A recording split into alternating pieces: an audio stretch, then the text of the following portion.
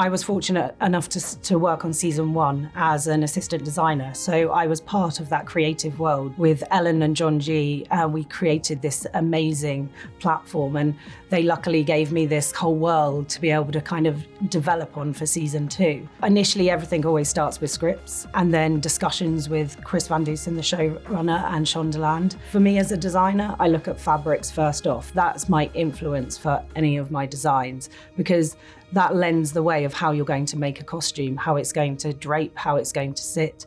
I've been really fortunate enough to design 3 wedding dresses in one season, which has been an absolute luxury. It's such a beautiful thing to be creating a wedding dress, and it's a real nice connection to be able to work with an actress that's such a poignant moment for her in this series. And so to be able to go on that journey with her has been really lovely. And speaking to Chris, we were very much like, how Indian do we go? You know, it's kind of getting that balance. So the fabric I chose was French lace, and then we decided that we would go kind of more into a Regency period Bridgerton crossover. I really wanted to kind of keep an Indian element to her, and that she would have something that would, you know, be of her past, be of her history, her origin. So we decided to create Indian jewelry for her, and that was a really nice touch. Trying it on was a really emotional experience, I think. It is for a lot of people when they try on their wedding outfits. And then filming each scene, especially the scene where she goes down the altar, it was the most immersive moment on the show so far. It really felt like a wedding. And we sort of recorded the rehearsal because we wanted people's like real reactions to that moment and the dress. It's such a big show, and it's so diverse that there's always constantly a challenge. And also you're creating, you know, 150 costumes every 6 weeks. So you're constantly on the move. It's a very kind of, you know, you've really got to push your boundaries, because even when I'm designing a wedding dress, you know, I still have 30 other characters to think about that may have up to 10 changes during that block. And we shoot 2 episodes at once, and that's 7 weeks. And during those 7 weeks, there are a lot of costumes that we're creating. And I've got the most incredible team. I am the most blessed person in the world.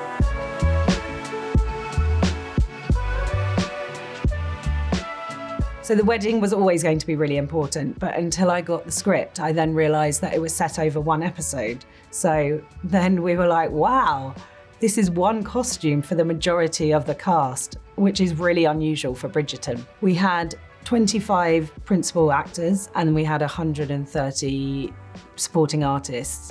With that, we had the clergy, we had musicians, we had the ladies in waiting, and we really wanted to make it work. It's set outside and inside as well, so there was a lot of embellishment and work on everyone.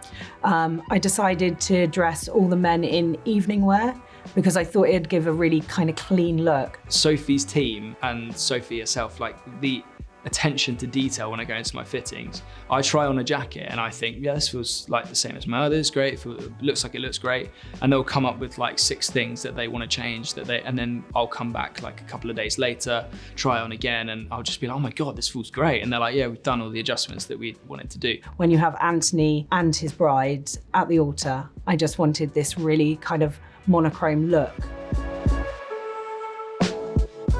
I think with a wedding dress, you always think about, you know, that moment of the actor walking down the aisle.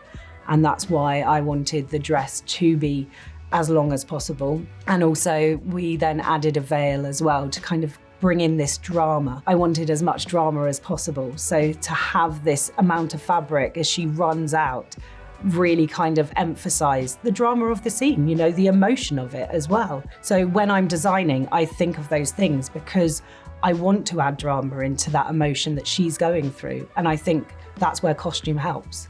We also have Kate's wedding dress because there is this moment where Anthony looks at Kate and he sees her in the wedding dress. And over much discussion that we were like, is it the same? Is it slightly different? they're different people. They had to be different. And also Anthony sees her in a different light than he sees Edwina.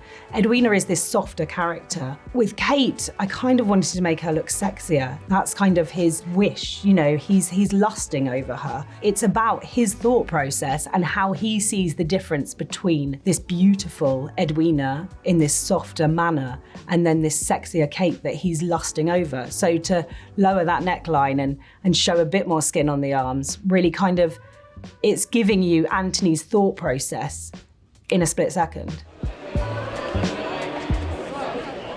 So I'm just going to say, Sophie, Canale designer, Mel Carter maker. Whoop, whoop.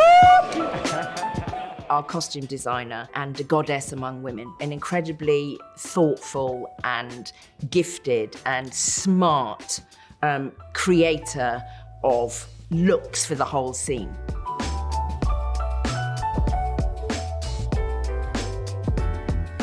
Look at the detail on this. The buttoning, the flare of the cuff there, the tightness here, the puff there that follows the pattern through the shoulder. Sophie will lean into whatever the narrative is for different characters to tell their stories in the way they dress. I'm blown away again by the speed at which they're working and how beautiful this.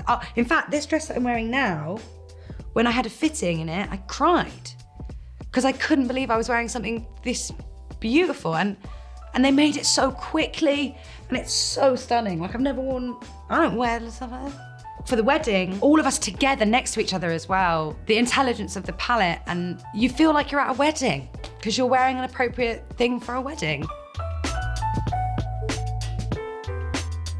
She's so brilliant and creative and intelligent. It's been a privilege to see just how much work goes into it, and also just how much people are like swans. Like, when the work is really, really good, you don't see it. So they're really the heroes, I think, of the whole thing. We actors just turn up, and if you're walking into a simulated wedding, it's gonna give you and allow you to give the performance that would be completely right.